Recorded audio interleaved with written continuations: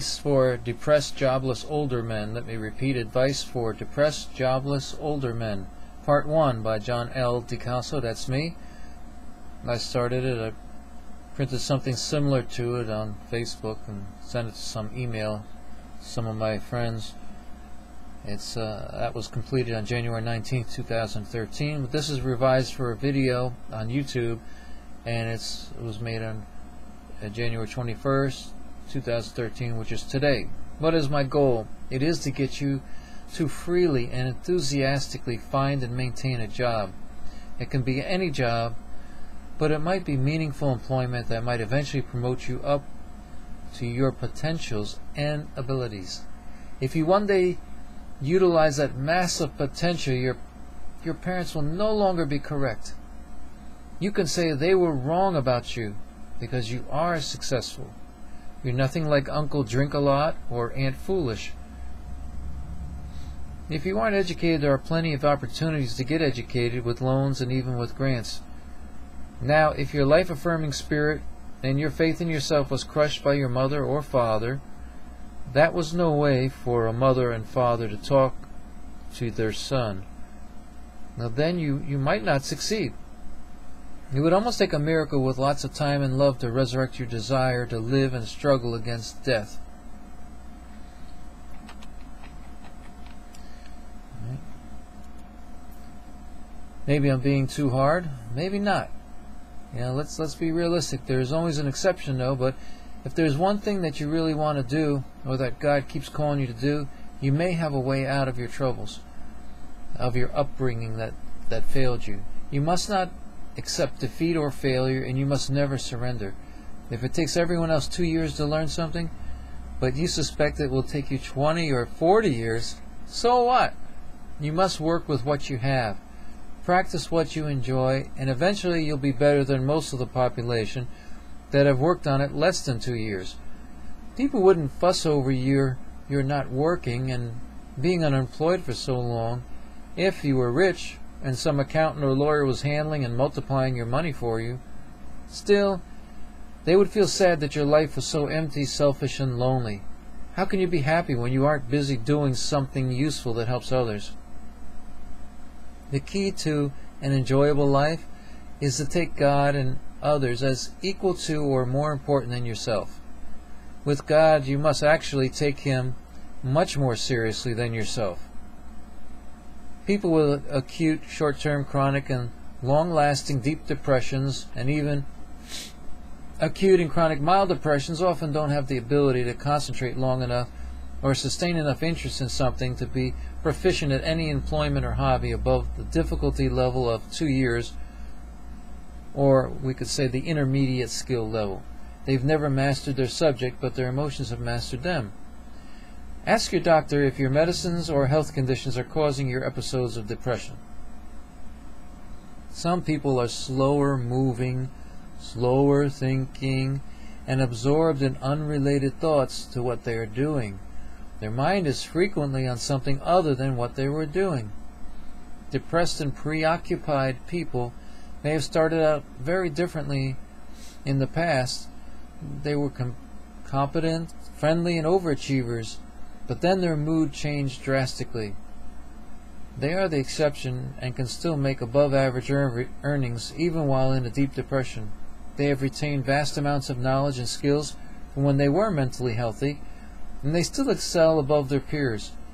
They learn the skills of concentration, memorization, accountability to others and society, and can see a project through to completion with a high level of professionalism. They don't feel inferior, but equal or even a little superior to others. But when they go home, they may act like they have no zest or appreciation for life. The family feels rejected. How can they act appropriately at work and in front of strangers, but smell and feel like a rotting raw potato at home? They are in perpetual grief over some tragedy or great disappointment. They will most likely be cured from that type of depression once they realize that life happened to them, but it was impersonal. Sometimes they pray and realize that God isn't apologizing. They bow down to God's unknowable will, and they want to discover what will happen next. Maybe something good will happen if they give God a chance.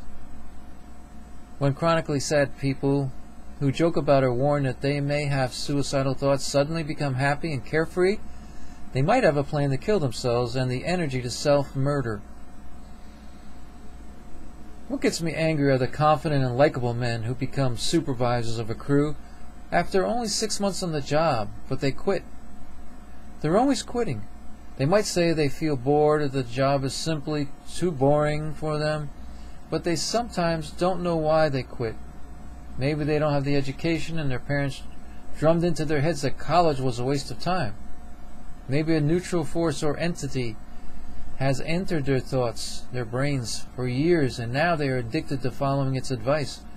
The problem is the advice has become negative, and it says that work takes away from the occult, alcohol, drugs, and sex, and therefore it is a waste of time. Maybe they easily completed law school, pharmacy school, or even medical school and decided they didn't want this career. So they got a job mowing lawns or moving furniture or working for a temporary agency for factory jobs. Can you imagine how disappointed, angry, and sad their parents would be if they paid for such an expensive education and their child easily gained his diplomas but refused to work in this field?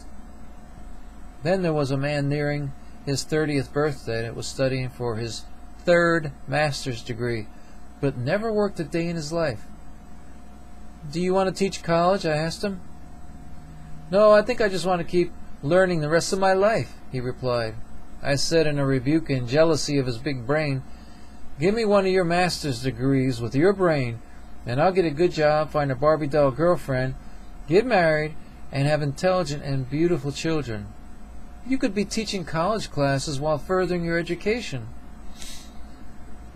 I'm offering to help you get motivated enough to capture a peach of a job, but my opinion is the equivalent of Mickey Rooney teaching Andre the Giant how to stock the top shelf at a grocery store. It's stupid, but it's funny. It's hysterical since I haven't had a full-time job in about 5 years.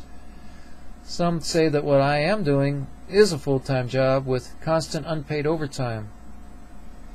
I'm on my 2nd family member that needs constant help. I'm a caregiver. Caregivers often suffer long-term health problems and are poor prospects when they try to re-enter the world of work in America. They are usually offered an entry-level position. Their resume has years of empty spaces in it.